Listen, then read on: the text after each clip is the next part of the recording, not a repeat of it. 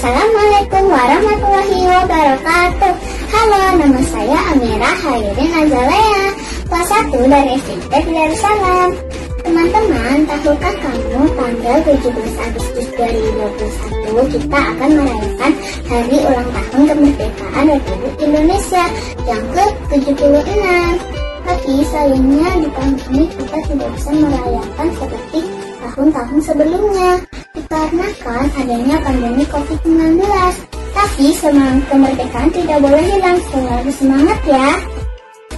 Teman-teman, di sini saya akan bercerita tentang bagaimana bendera merah putih dibuat dan apa isi teks proklamasi. Jadi teman-teman, bendera merah putih dijahit oleh Ibu Fatmawati, istri dari Bapak Presiden kita saat itu, Bapak Soekarno. Dan isi teks proklamasi diketik oleh Saiti Malik di rumah yang beralamat Jalan Pegangsaan Timur nomor 56 dan dibacakan Bapak Soekarno pada pukul 10 pagi waktu setempat. Isi dari teks proklamasi yaitu, kami, bangsa Indonesia, dengan ini menyatakan kemerdekaan Indonesia. Hal-hal yang mengenai pemindahan kekuasaan dan lain-lain diselenggarakan dengan cara seksama dan dalam tempo yang sesingkat-singkatnya. Jakarta, hari 17 bulan 8 tahun 05, atas nama bangsa Indonesia, Soekarno-Hatta. Sekian storytelling tentang proklamasi. Semoga kita semua selalu memiliki sifat nasionalisme atau sifat cinta tanah air yang dapat mengisi kemerdekaan ini dengan segala hal yang positif dan membangun. Dan semoga negara kita segera bebas dari pandemi COVID-19. Salam sehat dan merdeka. Terima kasih. Wassalamualaikum warahmatullahi wabarakatuh.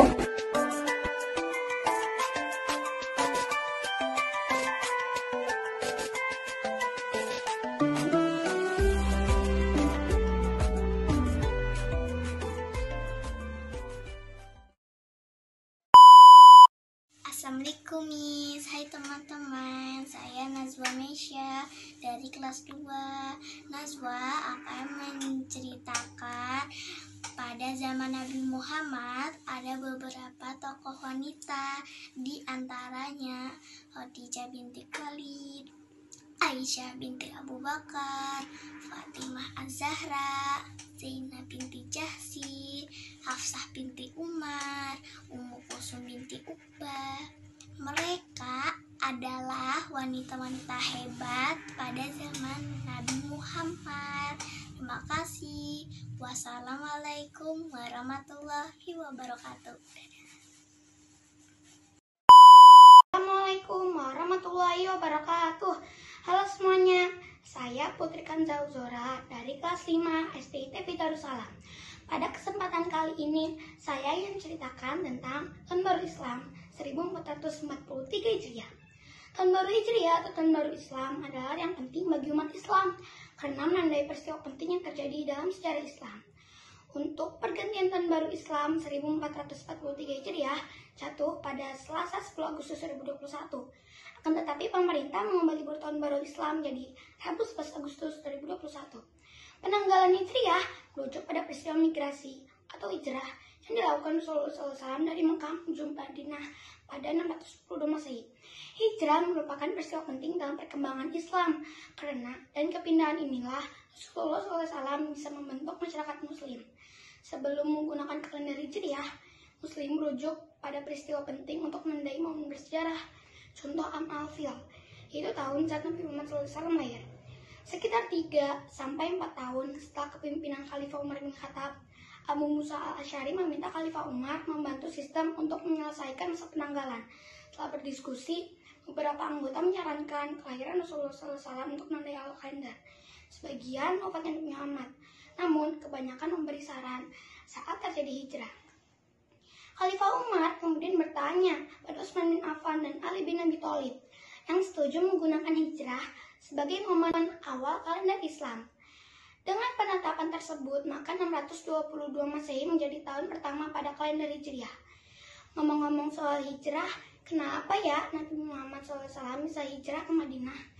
Ada sejarahnya juga loh tentang hijrahnya Nabi Muhammad SAW dari Mekah ke Madinah. Hijrah Nabi Muhammad dilakukan pada tahun 622 Masehi dari Mekah ke Madinah.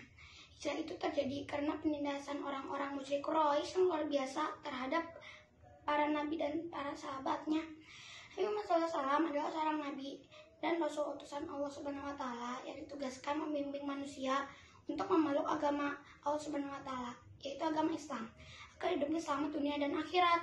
Nabi Muhammad SAW melaksanakan tugas berdakwah selama kurang lebih 13 tahun di kota Mekah. Namun aslinya belum banyak penduduk Mekah yang memeluk agama Islam. Kemudian Nabi Muhammad dan kaum muslimin diperintahkan oleh Allah untuk hijrah ke kota Madinah. Sampainya Rasulullah dan kaum muslimin diterima dengan baik oleh penduduk Madinah. Lalu dalam waktu singkat, banyak penduduk Madinah yang telah memeluk agama Islam. Setelah tiba di Madinah, Nabi Muhammad menjalani 3 hal penting dalam membina masyarakat Madinah, yaitu mendirikan masjid, mempersaudarakan kaum Ansor dan kaum Muhajirin, dan mengadakan perjanjian damai dan kaum non-muslim. Mengapa Rasulullah SAW melakukan 3 hal penting itu ketika di Madinah ya? Apa alasannya? Alasan Rasulullah membangun masjid karena di zaman Rasulullah, masjid sudah menjadi pusat berbagai aktivitas umat Islam pada waktu itu. Selain untuk pelaksanaan ibadah, masjid juga dijadikan tempat untuk melakukan berbagai bentuk aktivitas muamalah. Sebagai tempat ibadah selama hidupnya, Rasulullah selalu melaksanakan sholat wajib 5 waktu secara berjamaah dan menjadi imamnya di masjid di dekat rumahnya di kota Madinah. Berbagai bentuk aktivitas muamalah yang bersifat sosial seperti pembagian zakat, penyembelihan kurban, pernikahan, dan sebagainya dilaksanakan di masjid. Rasulullah juga menjadikan masjid sebagai pusat pendidikan. Beliau mengajar murid-muridnya yang sekaligus juga pengikutnya di masjid, dan tradisi seperti ini terus berlanjut sampai sekarang. Kaum muslimin Mekah yang ikut hijrah disebut kaum Muhajirin. Sedangkan kaum Ansor adalah kaum muslimin Madinah yang membantu Rasulullah serta kaum muslimin Mekah. Rasulullah menjadikan kaum Ansor dan kaum Muhajirin bersaudara dan saling mencintai.